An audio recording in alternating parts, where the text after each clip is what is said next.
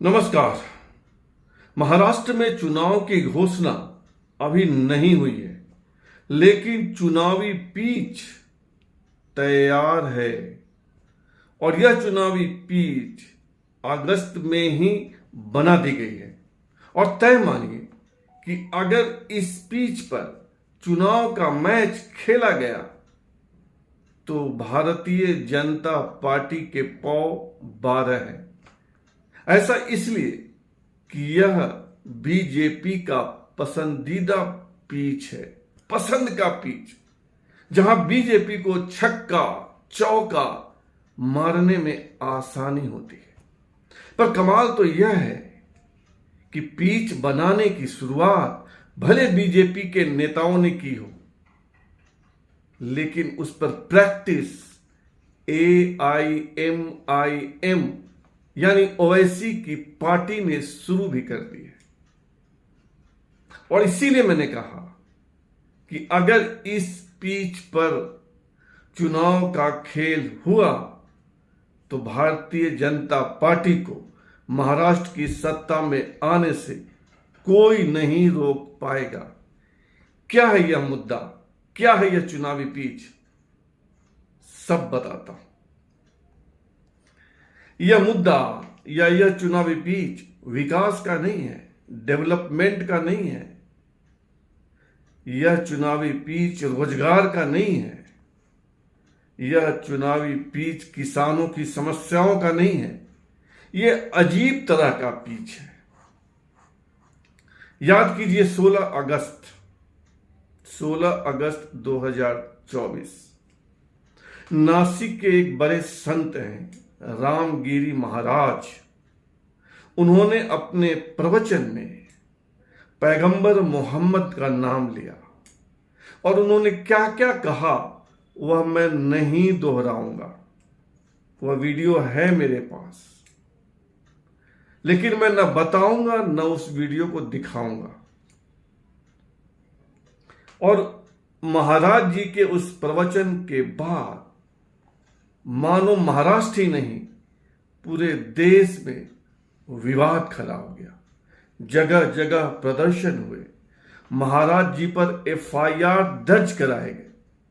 1 नहीं, 2 नहीं, 5 नहीं, 10 नहीं, पूरे महाराष्ट्र में 88 FIR रामगिरी महाराज के खिलाफ दर्ज है।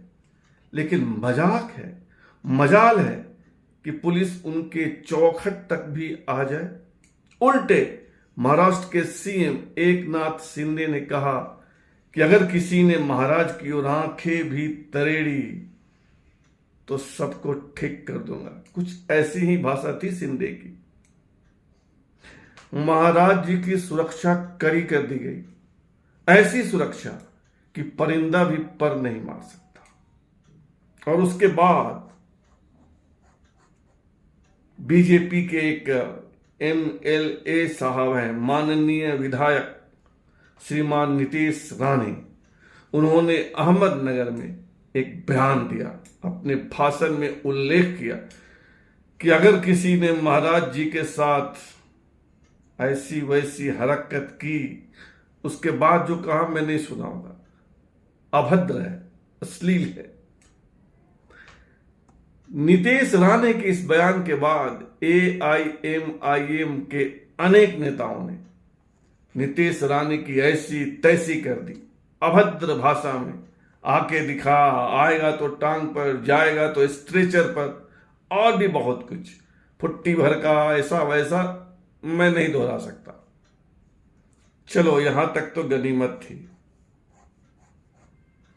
उसके बाद AIMIM के एक नेता हैं इम्तियाज जलील, 2019 में औरंगाबाद से चुनाव जीते थे लोकसभा का, 2024 में हार गए।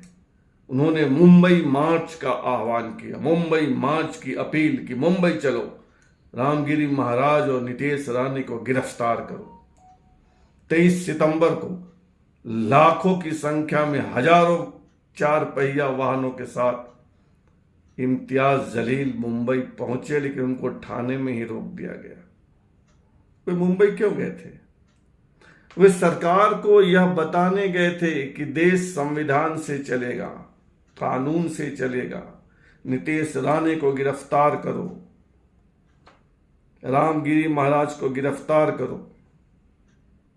गिरफ्तारी नहीं होनी है, लेकिन इम्तियाज जलील को भी अपनी ताकत दिखाने का मौका मिल गया।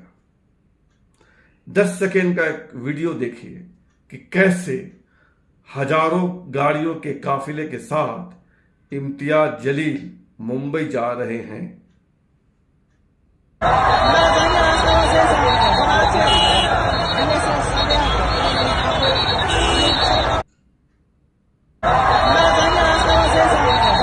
देखा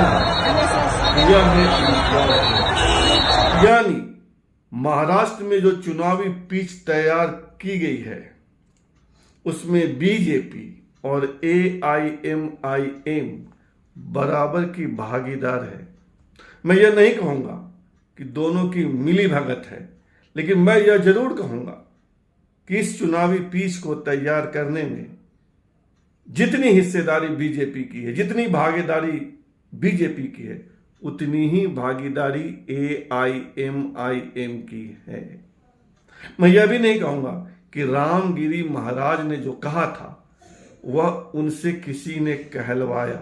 संत हैं, मैं ऐसी शंका नहीं करूंगा, लेकिन शक तो होता है कि आज आप प्रवचन देते हैं और दूसरे दिन CM आपके आश्रम में आकर आपकी सुरक्षा का जायजा लेते हैं और कहते हैं कि किसी ने महाराज की ओर आंखें भी तरेरी, तो ठीक नहीं होगा, कुछ तो गड़बड़ है दया। लेकिन महाराज जी हैं, संत हैं, तो उनको बरी किया जाए।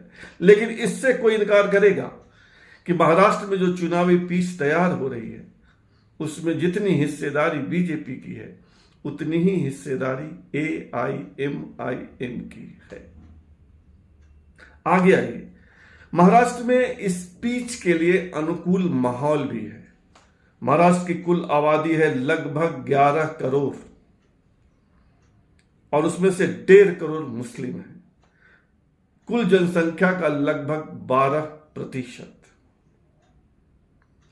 लोकसभा की 48 सीटें हैं महाराष्ट्र में, जिसमें 4 ऐसी सीटें हैं जहां 25 से 30% मतदाता मुस्लिम हैं।